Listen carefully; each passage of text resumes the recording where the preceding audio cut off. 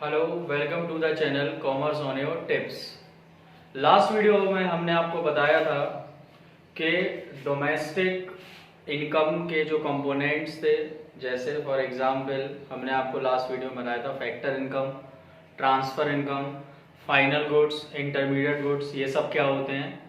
आज हम बात करेंगे जो है नेक्स्ट वीडियो में, और नेक्स्ट टॉपिक स्टार्ट होता है जो कि एक चीज़ और याद रखना, जैसे हमने आपको बताया था और हर वीडियो में एक चीज़ हम आपको बताते हैं कि जितने भी आपके टॉपिक्स हैं वो हमने टॉपिक वाइज आपके सारे मैटर्स जो है वो डिवाइड कर रखे हैं और सारी वीडियोस हम टॉपिक वाइज बना रहे हैं। सारी वीडियोस टॉपिक वाइज का मतलब ये सारी वीडियोस जो है एक दूसरे से इंटरलिंक्ड हैं, सारी वीडियोस एक दूसरे से जो है वो आपकी जुड़ी हुई हैं।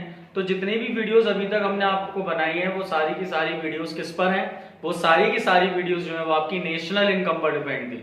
तो आज हम नेशनल इनकम के जो हैं वो फॉर्मूलेस की बात करते हैं, जो स्टार्ट होता है नेशनल इनकम के फॉर्मूले, उनकी जो है वो हम बात करते हैं। तो आज का जो टॉपिक है वो देखते हैं हम।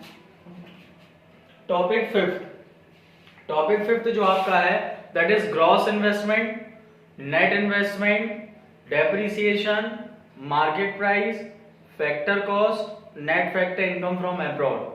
इतने सारी जो है वो आपके आज के टॉपिक्स हैं जिन पर हम फोकस करेंगे और इनके हम जो है वो आपको सारे फॉर्मूलेस भी एक्सप्लेन करेंगे।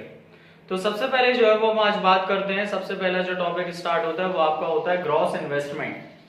बात आती है ग्रॉस इन्वेस्टमेंट, एक होता है ग्रॉस इन्वेस्टमेंट और एक होता है नेट इन्वेस्टमेंट। ग्रॉस इन्वेस्टमेंट का मतलब ये होता है, हमने आपको डेफिनेशन के अकॉर्डिंग पहले बताते हैं इससे कि आपको इजी होगा नोट्स को बनाने में, कि ग्रॉस इन्वेस्टमेंट क्या हुआ। जैसे इसमें लिखा हुआ है ग्रॉस इन्वेस्टमेंट का मतलब आप देख सकते हो उधर पे, gross investment it is addition to the stock of capital. Stock of capital का मतलब ये कि आपके पास एक स्टॉक रखा हुआ है, उस स्टॉक में जब आप एडिशन कर देते हो किस चीज का, कैपिटल का, उसमें आप कैपिटल का ऐड कर देते हो before making allowance for depreciation. मतलब ऐसा स्टॉक जिसमें डेप्रिसिएशन की वैल्यू इंक्लूड है, जिसमें डेप्रिसिएशन की वैल्यू एक्सक्लूड नहीं होती है, तो ऐसे अकाउंट को जो है वो हम क्या बोलते हैं, ऐसे जो है कॉन्सेप्ट को हम बोलते हैं ग्रॉस इन्वेस्टमेंट। फिर से सुनो, ग्रॉस इन्वेस्टमेंट का मतलब होता है addition to the stock, stock के अंदर हमने एडिशन किया without making allowances for the depreciation, मतलब इसमें डेप्रिसिएशन का यूज नहीं हुआ, तो ऐसे टॉपिक को हम क्या बोलते हैं, ऐसे टॉपिक को हम बोलते हैं ग्रॉस इन्वेस्टमेंट।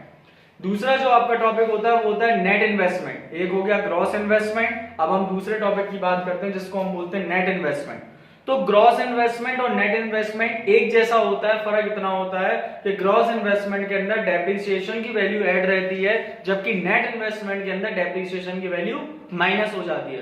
तो आप ऐसे भी देख सकते हो, जैसे ये देखो, ये हमने आपको एक छोटा सा ग्राफ चार्ट बनाया था कि अगर देखो एक चीज याद रखना, ग्रॉस इन्वेस्टमेंट बड़ा कॉन्सेप्ट है, नेट इन्वेस्टमेंट छोटा कॉन्सेप्ट है। जैसे अगर हम 10 रुपए हमारे पास हैं और हमें 5 रुपए पर जाना है तो हमें चीज प्लस करनी पड़ेगी या माइनस करनी पड़ेगी। क्यों? क्योंकि हम बड़े कॉन्सेप्ट से छोटे कॉन्सेप्ट पे जा रहे हैं। लेकिन अगर हमारे पास 5 रुपए और हमें 10 रुपए करने हैं तो हमें क्या करनी पड़ेगी, हमें 5 रुपए उसमें ऐड करने पड़ेंगे। क्यों?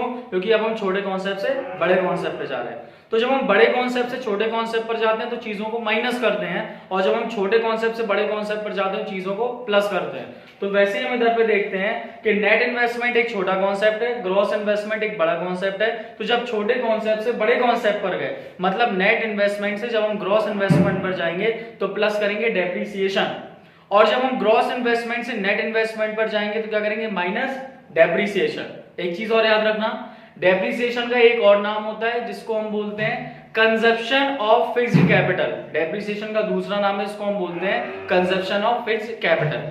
कभी कभी एक मार्क्स में ये भी क्वेश्चन आ जाता है, what are the constituents of depreciation, मतलब डेप्रिसिएशन के कॉन्स्टिट्यूएंट्स क्या हैं, डेप्रिसिएशन किन किन चीजों से मिलकर बनता है। तो सुनो, डेप्रिसिएशन के 3 कॉन्स्टिट्यूएंट्स होते हैं। पहला होता है normal wear and tear.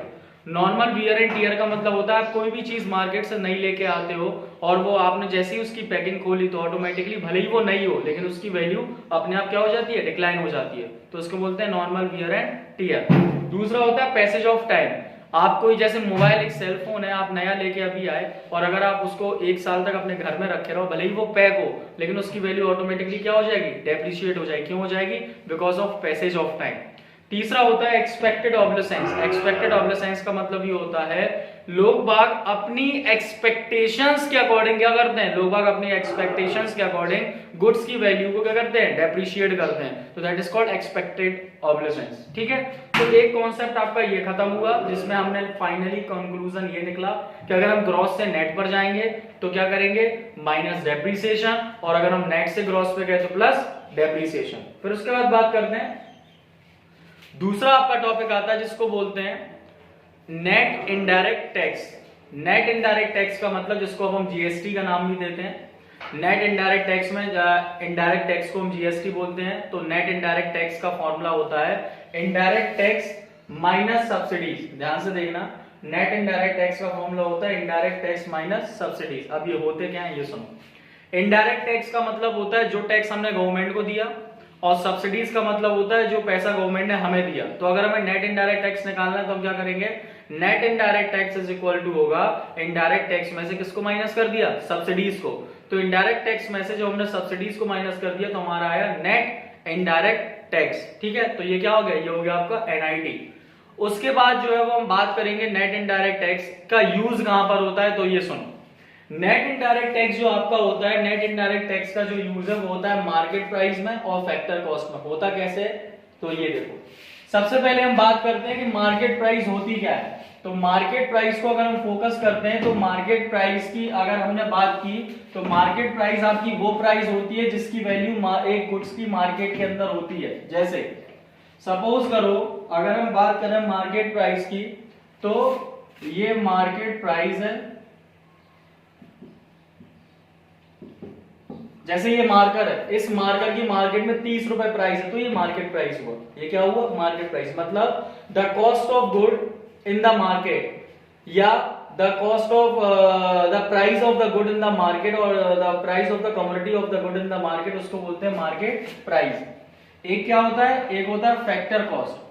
Factor cost में क्या फर्क होता है, फैक्टर कॉस्ट का मतलब होता है द कॉस्ट ऑफ प्रोडक्शन। एक प्रोड्यूसर को इस मार्कर को बनाने में कितना खर्च हुआ, ये होता है फैक्टर कॉस्ट। तो सीधी बात है, अगर आप में एक कॉमन सेंस थोड़ा बहुत है तो आप जानते हो कि मार्केट प्राइस बढ़ा हुआ है फैक्टर कॉस्ट। मतलब अगर आप एक प्रोड्यूसर हो, ये मार्कर अगर आप मार्केट में 30 रुपए का बेच रहे हो तो फैक्टर कॉस्ट 30 से ज्यादा होगी या कम होगी, सीधी बात है कम होगी, क्योंकि अगर 30 से ज्यादा होगी तो हम इसको 30 में क्यों बेचेंगे, फिर इसको हम ज्यादा में बेचेंगे। और अगर हम इसकी प्राइस हमें खुद बनाने में 30 रुपए लग रहे और हम इसको मार्केट में 25 का बेचा तो ये लॉस होगा, तो ऐसा तो होता नहीं है। तो हम क्या करते हैं कि मार्केट प्राइस हमेशा ज्यादा होता है as compare to factor cost. Market price से ज्यादा क्या होता है, मार्केट प्राइस क्या होता है, ज्यादा होता है किसके कंपैरिजन में, फैक्टर कॉस्ट के कंपैरिजन में। तो पहला फॉर्मूला ये था कि हमने क्या किया था कि नेट से हम किस पर गए, नेट ग्रॉस से नेट पर गए थे जब हम, तो हमने क्या किया था प्लस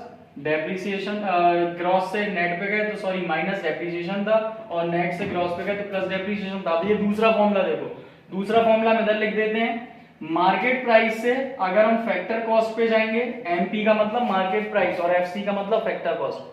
मार्केट प्राइस से अगर हम फैक्टर कॉस्ट पे जाते हैं तो हम क्या करेंगे, हम करेंगे माइनस एनआईटी। क्या करेंगे, माइनस एनआईटी। एनआईटी मतलब नेट इनडायरेक्ट टैक्स, और एनआईटी कैसे निकलता था, इनडायरेक्ट टैक्स माइनस अभी हाल बताया था सब्सिडीज।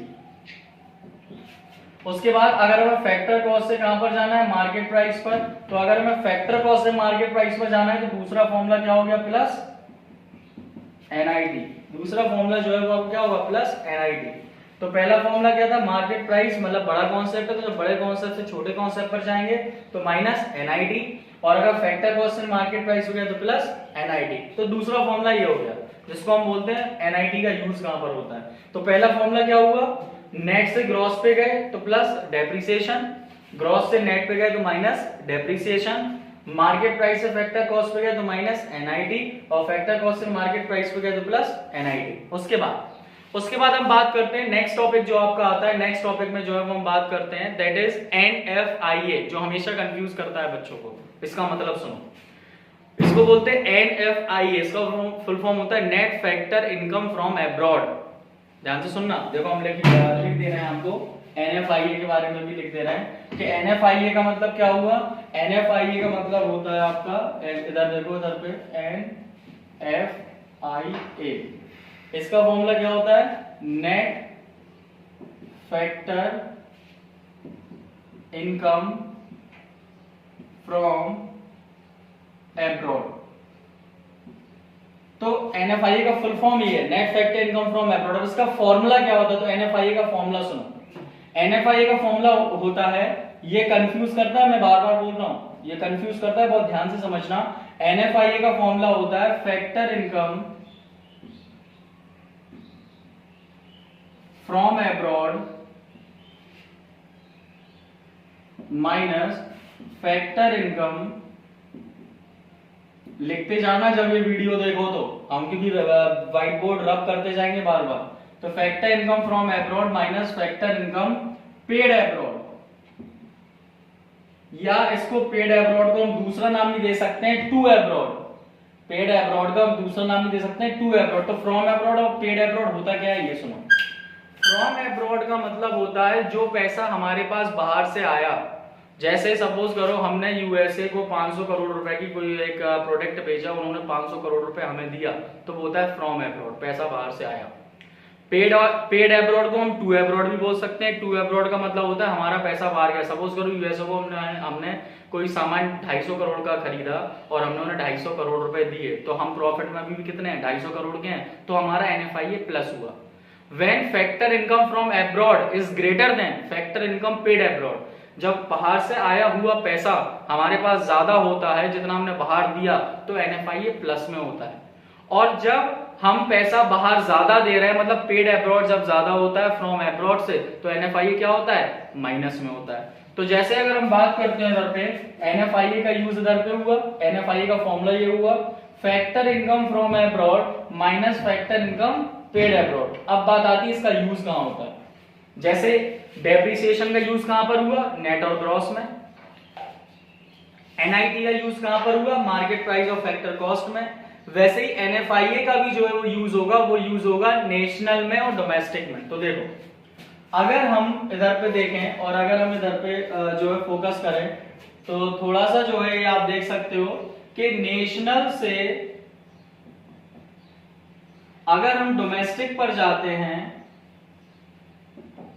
नेशनल से अगर हम डोमेस्टिक पर जाते हैं, मतलब नेशनल बड़ा कॉन्सेप्ट है, डोमेस्टिक छोटा कॉन्सेप्ट है, तो जब बड़े कॉन्सेप्ट से छोटे कॉन्सेप्ट पर जाते हैं सीधी बात है माइनस करेंगे। तो माइनस क्या करेंगे, NFIA। क्या माइनस किया, NFIA। क्या माइनस किया हमने, NFIA। और अगर छोटे कॉन्सेप्ट से हम बड़े कॉन्सेप्ट पर गए तो हम प्लस क्या करेंगे, तो हम प्लस करेंगे NFIA। मतलब अगर बड़े से छोटे पे गए तो माइनस NFIA और छोटे से बड़े पे गए तो प्लस NFIA। NFIA मतलब net factor income from abroad.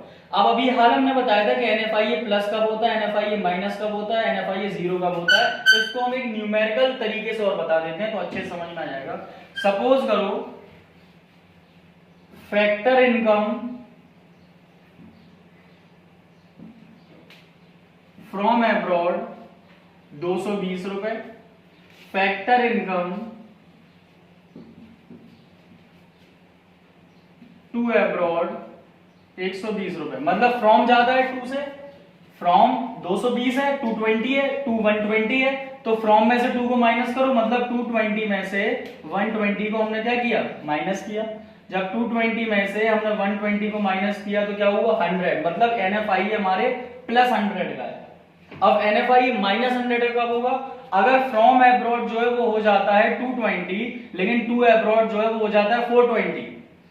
From abroad कितना है 220 और टू एब्रॉड कितना है 420। मतलब हमें क्या करना पड़ेगा, 220 में से जब हमने 420 को माइनस किया तो हमारा आंसर किस में आएगा, माइनस में ही तो आएगा। क्यों, क्योंकि अब हमारा फ्रॉम क्या है, कम है, और टू क्या है, ज्यादा है, तो आंसर किस में आया, माइनस में आया।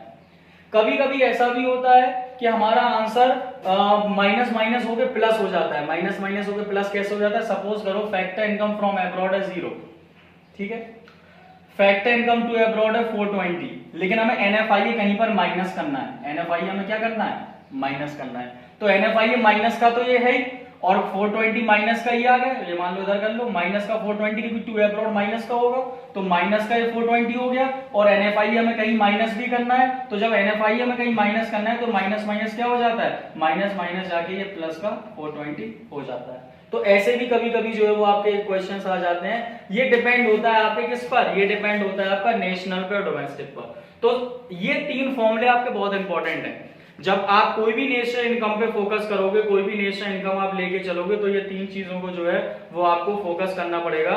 और 3 चीजें जो है वो आपकी कौन सी है? पहला फॉर्मूला, नेट से ग्रॉस पे गए तो प्लस डेप्रिसिएशन, ग्रॉस से नेट पे गए तो माइनस डेप्रिसिएशन, पहला फॉर्मूला। दूसरा फॉर्मूला, मार्केट प्राइस से फैक्टर कॉस्ट गए तो माइनस NIT, और फैक्टर कॉस्ट से मार्केट प्राइस गए, मतलब छोटे कॉन्सेप्ट से बड़े कॉन्सेप्ट पे गए तो क्या किया, प्लस NIT। और NIT कैसे निकलता था? Indirect tax minus subsidy.